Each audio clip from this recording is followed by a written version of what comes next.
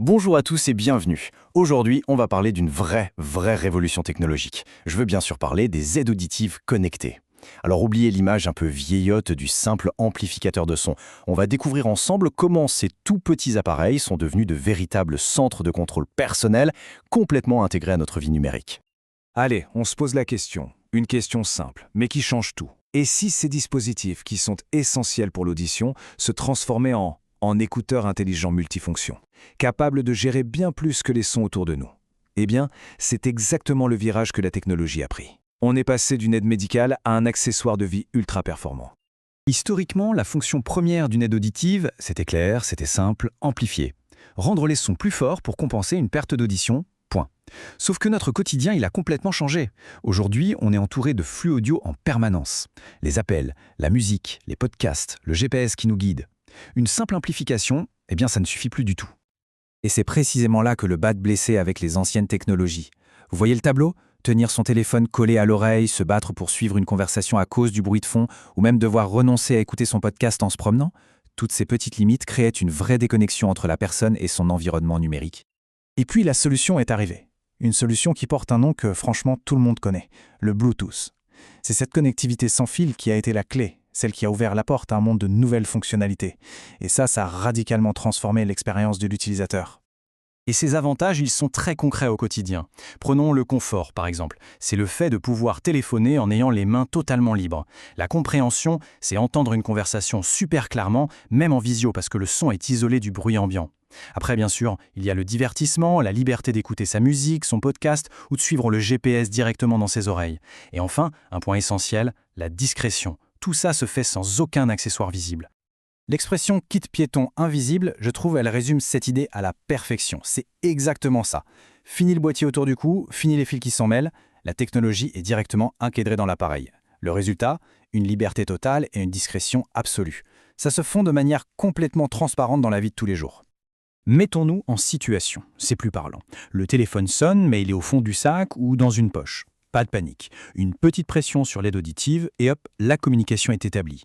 La voix de l'interlocuteur arrive directement dans les oreilles, claire et nette. Et pendant ce temps, les mains, elles, sont libres pour faire autre chose. C'est ça, la simplification concrète.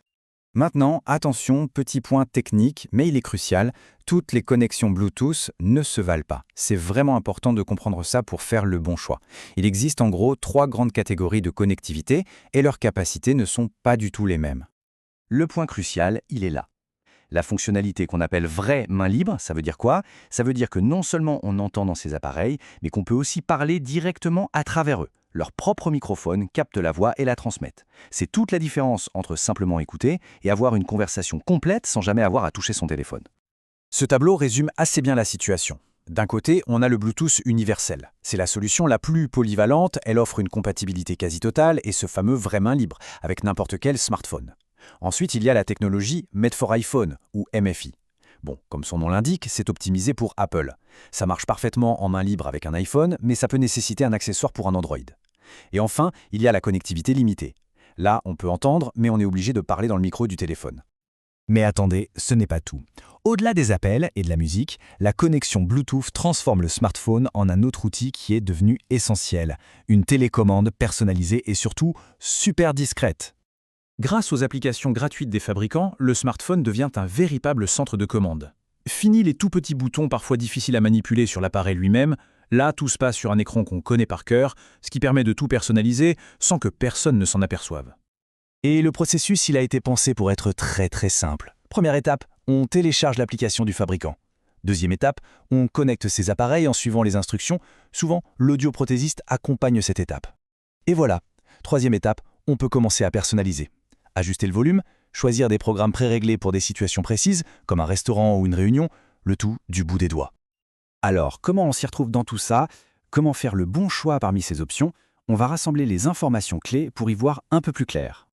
Il faut être clair, il n'y a pas une seule bonne réponse universelle. Le choix idéal, il dépend vraiment de l'écosystème technologique de chacun. Est-ce qu'on est plutôt utilisateur d'iPhone ou d'Android? Est-ce qu'on passe beaucoup d'appels en déplacement?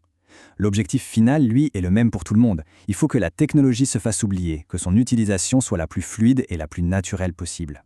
Donc pour résumer, le choix principal. D'un côté, on a le Bluetooth universel.